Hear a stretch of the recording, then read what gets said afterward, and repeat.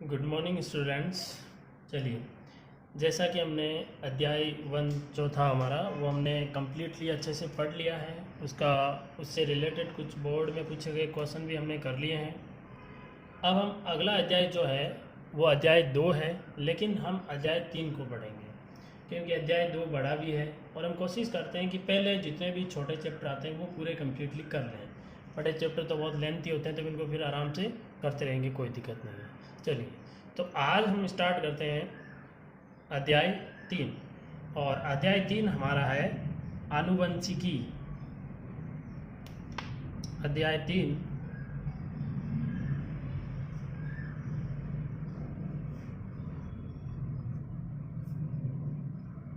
अध्याय 3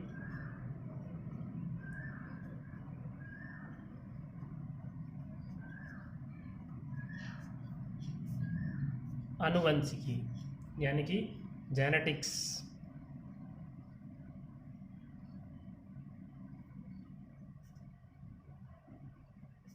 चलिए, अध्याय 3 जो है वो है आनुवंशिकी यानी कि जेनेटिक्स। तो सबसे पहले हमारा जो प्रोसीजर है, हम हमेशा की तरह पढ़ते हैं वैसे हम सबसे पहले इस अध्याय में ये देखेंगे कि इस चैप्टर के अंदर हमें कौन कौन से टॉपिक पढ़ने हैं। अब इसमें एक बात और ध्यान रखिएगा, ये जो चैप्टर है ये 3 नंबर का एक ही क्वेश्चन आता है बोर्ड में। इसमें से 3 नंबर का इसमें से सिर्फ एक क्वेश्चन ही आता है, यानी ये जो पार्ट है ये टोटल 3 नंबर का है। चलिए ठीक है, छोटे क्वेश्चन 1 नंबर टाइप के क्वेश्चन नहीं आते हैं, लेकिन इसमें क्वेश्चन देने के भी तरीके होते हैं। तो क्या करता है एग्जामिनर, इसको क्वेश्चन को छोटे छोटे टुकड़ों में तोड़ देता है जिसमें छोटे क्वेश्चन भी मेंशन हो जाते हैं। चलिए, तो बात करते हैं आगे इसकी रूपरेखा के बारे में। तो रूपरेखा में इसमें क्या क्या है, टॉपिक है, कौन कौन सी सारी चीज़ें वो देखिएगा। रूपरेखा में जैसे कि हम हमेशा की तरह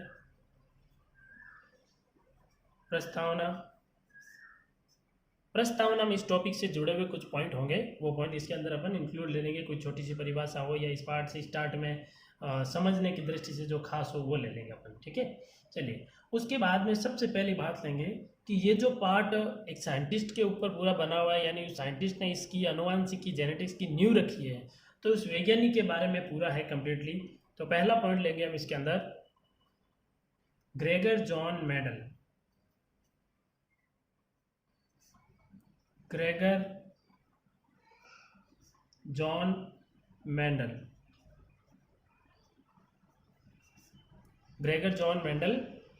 अब ग्रेगर जॉन मेंडल का परिचय लिख दीजिए चाहे तो, का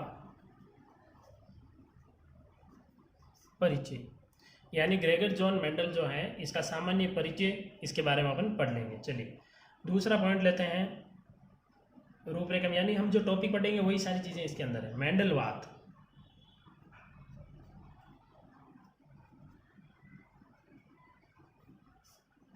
मेंडलवाद के बारे में पढ़ेंगे। अब मेंडलवाद के बाद में इसमें थोड़ा सा अपन ले लेंगे तीसरा पॉइंट, मेंडल की सफलता के कारण। मेंडल की सफलता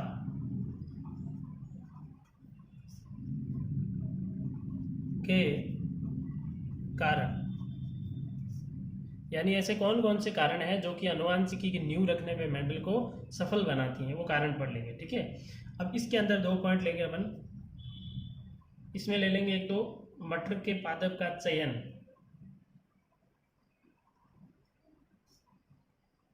मटर के पादप का चयन, यानी इसके अंदर हम ये भी देख लेंगे कि जो मेंडल का जो कम्प्लीटली काम है वो मटर के पादप पे है, तो मटर का पादप जो है उसने मटर के पादप का चयन क्यों किया वो भी देख लेंगे। और इसका सेकंड पॉइंट एक और ले लेंगे, मेंडलवाद की पुनः खोज।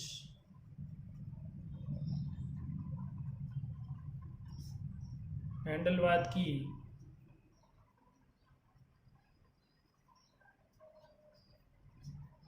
पुनः खोज, नाम से ही पता चल रहा है।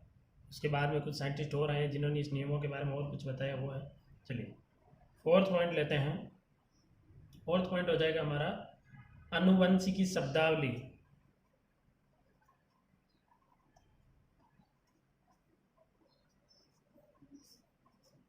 आनुवंशिकी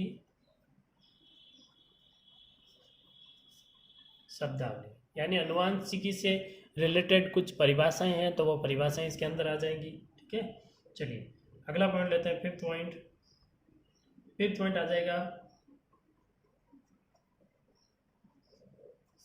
मेंडल के वंशागति के नियम। मेंडल के वंशागति के नियम। चलिए अब इसमें 3 नियम होंगे। पहला नियम होगा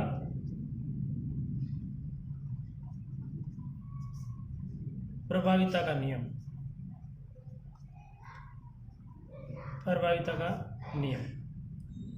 सेकंड पॉइंट वो होगा पृथक्करण का नियम।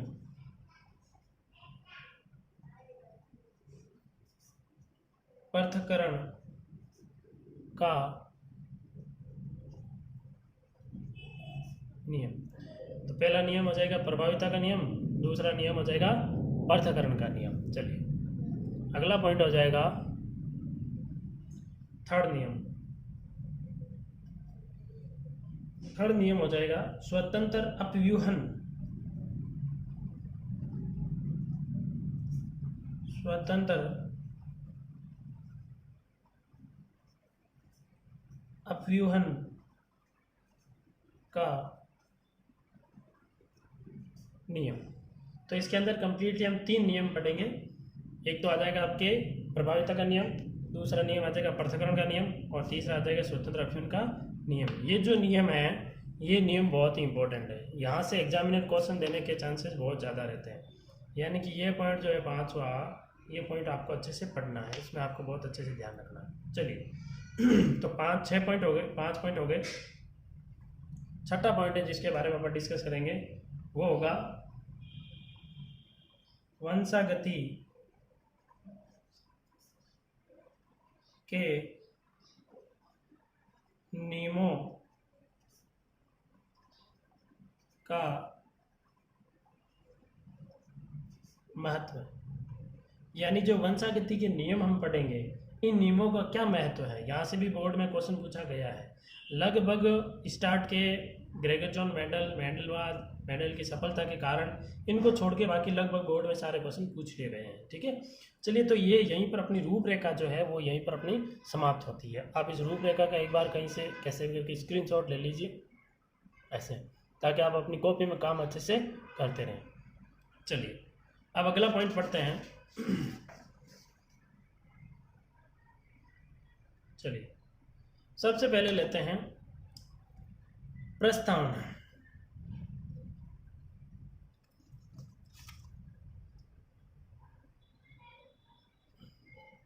चलिए सबसे पहले प्रस्तावना।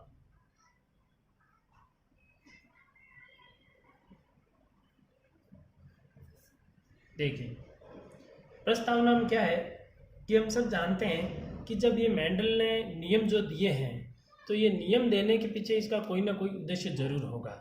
यानी हम खुद देखते हैं कि हमारे कुछ गुण जो है वो हमारे माता पिता या हमारे दादा दादी या हमारे किसी सगे संबंधी से थोड़े बहुत तो मिलते जुलते ही हैं। इसका मतलब ये हुआ कि हमारे अंदर बहुत सारे लक्षण ऐसे हैं जो कि हमारे माता पिता द्वारा या हमारे दादा दादी द्वारा या फिर अन्य पुरानी पीढ़ियों के द्वारा संचरित होते आए हैं। तो कहने का मतलब ऐसे बहुत सारे लक्षण हैं जो एक पीढ़ी से दूसरी पीढ़ी में आते हैं। ये पादपों में भी होता है और इंसानों में भी होता है, बाकी लगभग सभी जानवरों में भी ये नियम लागू होते हैं।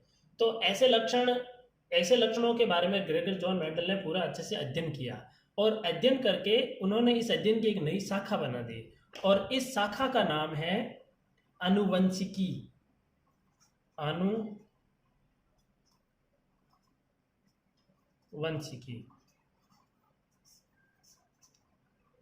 ठीक है भाई, आनुवंशिकी। चलिए तो आनुवंशिकी की ये जो शाखा बनाई है ग्रेगर जॉन मेंडल ने, इस शाखा के अंदर जैसे हम कहते हैं ना कि हमने ये इस शाखा के अंदर इंजीनियरिंग की है, कोई कहता है माइनिंग में की है, कोई कहता है कंप्यूटर में की है, कंप्यूटर सॉफ्टवेयर, वैसे कि वैसे ये भी एक जीव विज्ञान की एक शाखा है। तो इस शाखा के अंदर क्या होगा, तो देखिए इसकी परिभाषा क्या होगी, आनुवांशिकी की परिभाषा, जीव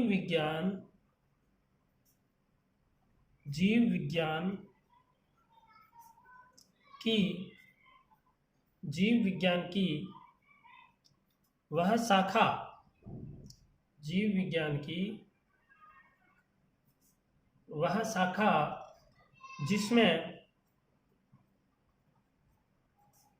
जिसमें सजीवों के लक्षणों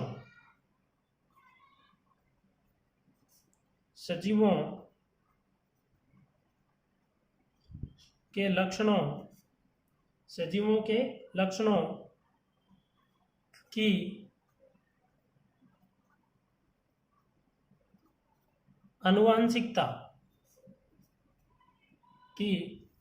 आनुवांशिकता और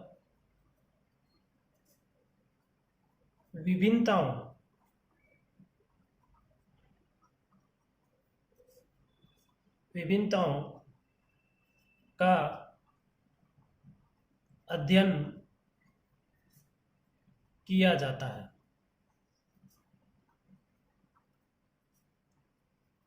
चलिए, बिल्कुल सिंपल परिभाषा है। जीव विज्ञान की वह शाखा, यानी अनुवंशिकी क्या है, एक शाखा है।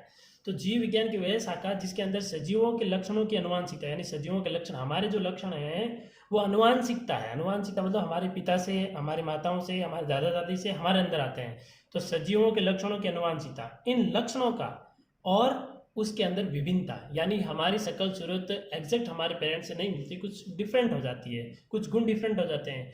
तो उनके लक्षणों की अनुवांशिकता और विभिन्नताओं का जिसमें अध्ययन किया जाता है उसे कहा जाता है अनुवंशिकी। और अनुवंशिकी को अंग्रेजी में कहा जाता है जेनेटिक्स। और जेनेटिक शब्द जो सबसे पहले शब्द जो प्रयोग किया गया, मैं लिख सकता हूं,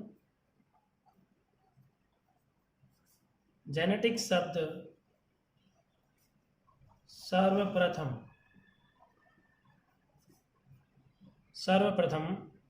जेनेटिक शब्द है वह सर्वप्रथम बैटसन ने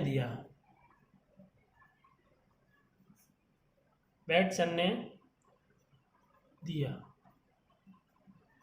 यानी अनुवांशिकी को जो अपन इंग्लिश में जेनेटिक्स कहते हैं, इस शब्द का जो सर्वप्रथम प्रयोग किया गया वो बैटसन ने किया था। तो ये अनुवांशिकी की परिभाषा अपने पास आ गई है। अगला पॉइंट लेते हैं, अनुवांशिक लक्षण। ये लिखा ना हमने, लक्षणों की अनुवांशिकता, यानी अनुवांशिक लक्षण, कुछ लक्षण जो हमारे दादा दादी या फिर हमारे माता पिता या हमारे अन्य किसी रिश्तेदार के थ्रू हमारे अंदर पहुंच जाते हैं, तो ऐसे लक्षणों को अनुवांशिक लक्षण। तो अगला पॉइंट लेते हैं, अनुवांशिक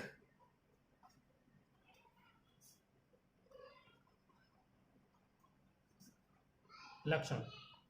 तो अनुवांशिक लक्षण कौन से होंगे, देखिए, जनन क्रिया के समय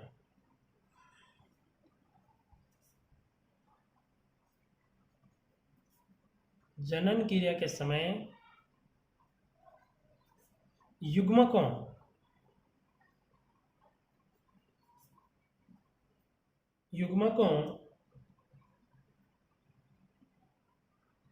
द्वारा विभिन्न लक्षणों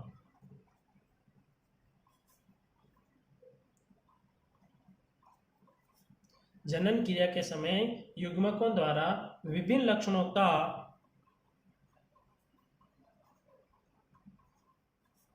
पीढ़ी दर पीढ़ी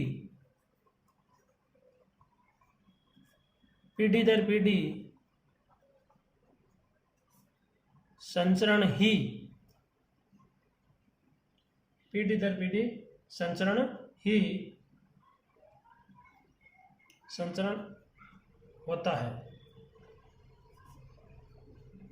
होता है। इन लक्षणों को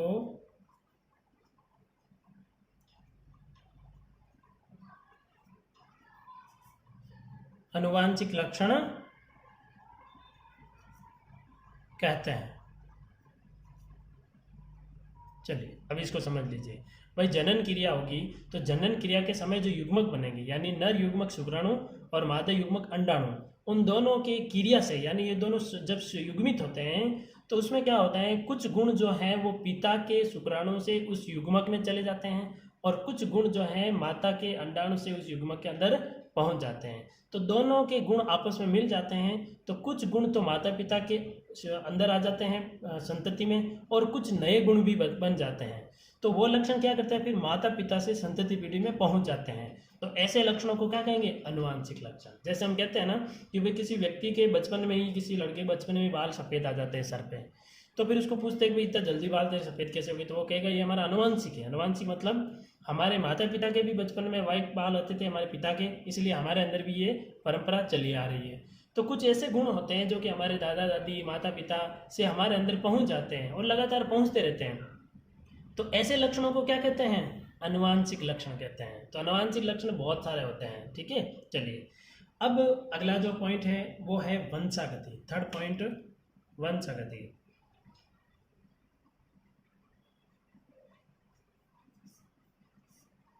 यानी ये परिभाषा पहले देखनी पड़ेगी कि परिभाषाएं क्या क्या है। चलिए अब जो हमारा अगला पॉइंट है वंशागति, ये पॉइंट हम नेक्स्ट क्लास में करेंगे। तो आज आपको क्या क्या याद रखना है, हालांकि थोड़ी बहुत रूपरेखा देख लेनी, उसके अलावा एक अनुवांशिक की परिभाषा और अनुवांशिक लक्षण। वंशागति जो पॉइंट है वो हम अगली क्लास में डिस्कस करेंगे। चलिए आज की सभा को यहीं समाप्त करते हैं। जय हिंद, जय भारत।